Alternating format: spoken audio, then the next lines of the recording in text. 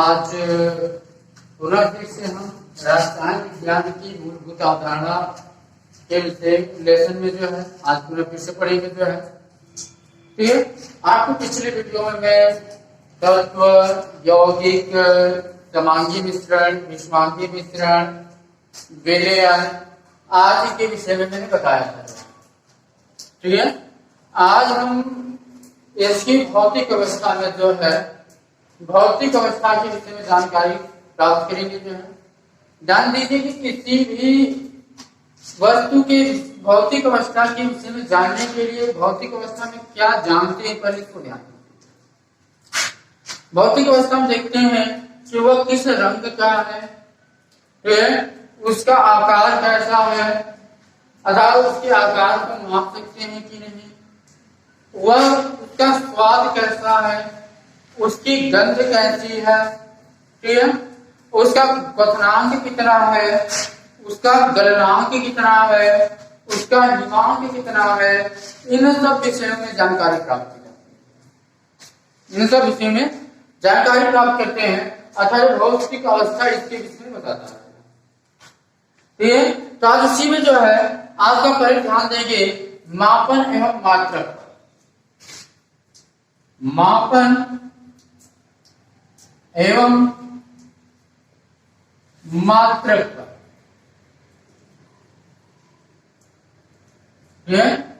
तो देखिए ध्यान से, अब इसमें पहला शब्द है मापन। मापन मापन किसे कहते हैं?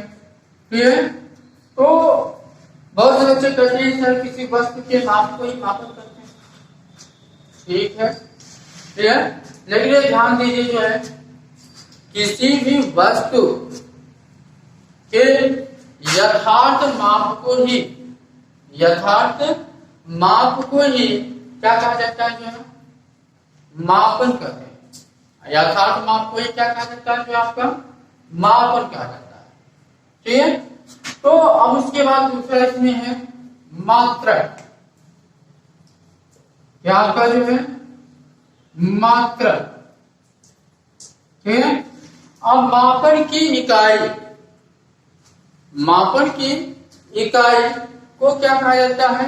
मात्रक कहते हैं। जैसे लंबाई, ठीक है, लंबाई का माप ले लीजिए। हमारे कोई वस्तु है, जैसे मैंने ये रेखा खींच दिया जो, ठीक है, यह उसकी माप यदि हम माप लें तो यह हमारी इसकी माप आ गई जो 10 सेंटीमीटर।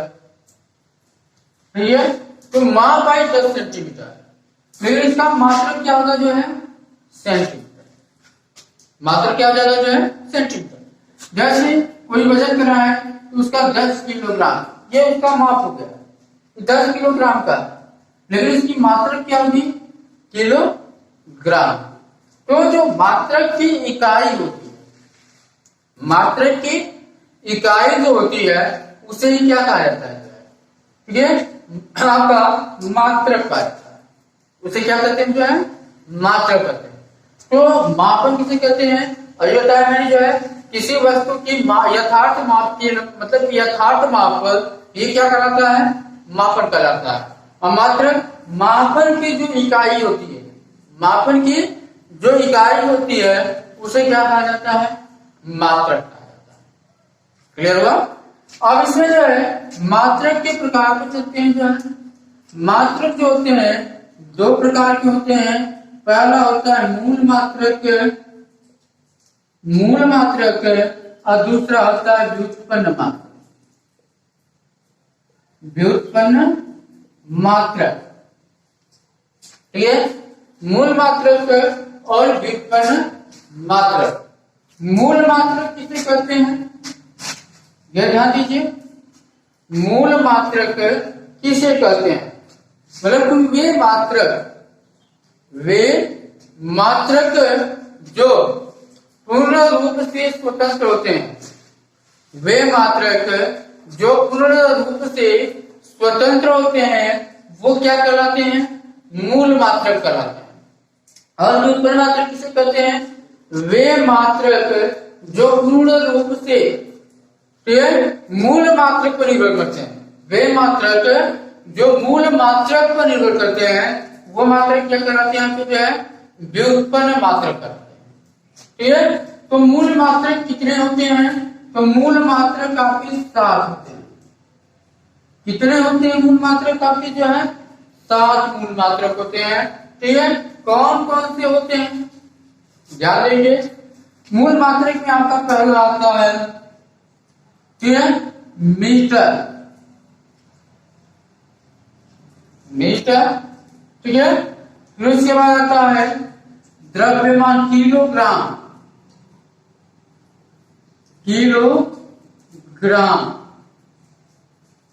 फिर उसके बाद होता है सेकेंड, ठीक है, सेकेंड हो गया। फिर उसके बाद तो आपका होता है केल्विन।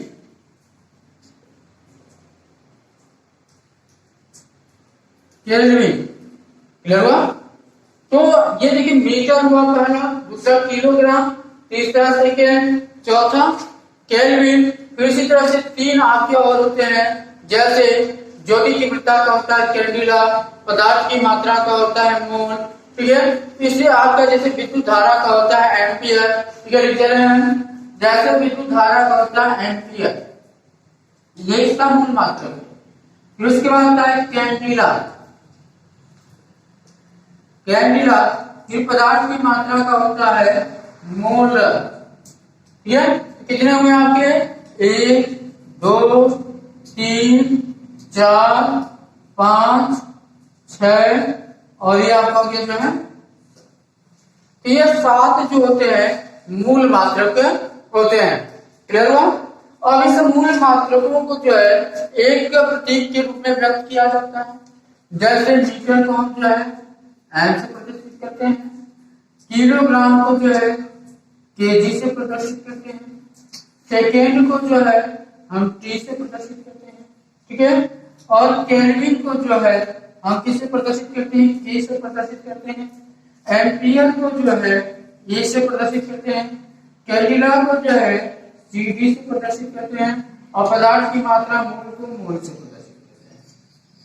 यहाँ से क्लियर हुआ जो है कि मीटर को एम से, किलोग्राम को केजी से, सेकेंड को टी से, केल्विन को के से, एम्पियर को ए से, कैंडिला को सीडी से और मोल को मोल द्वारा प्रदर्शित करते हैं। ठीक है, यहाँ तक समझ में आया होगा। फिर चलते अगले पॉइंट पर जो है ध्यान देते हैं।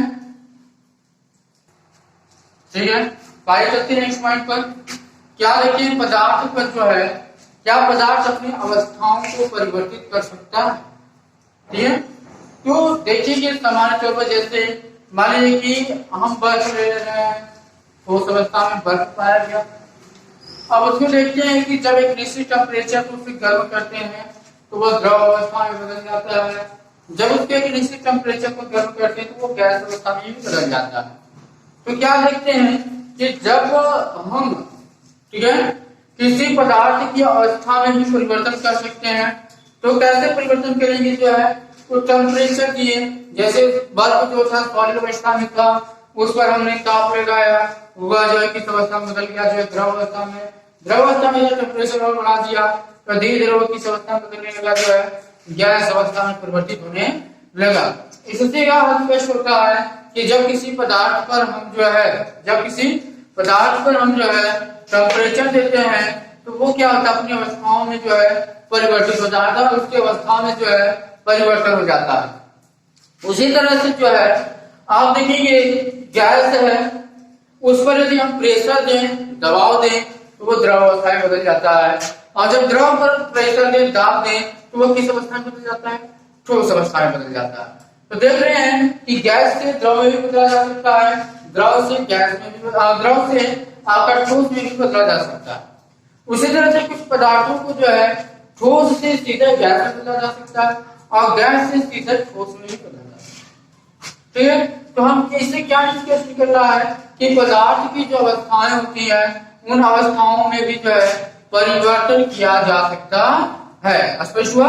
उन अवस्थाओं में भी क्या किया जा सकता है? परिवर्तन किया जा सकता है। कल आपको हम इसी पार्ट में जो है आपको भी पढ़ाऊंगा द्रव्यमान, किलोग्राम, जितने आज आपको बताए हैं इनके विषय में हम कल विवरण से बताएंगे। धन्यवाद।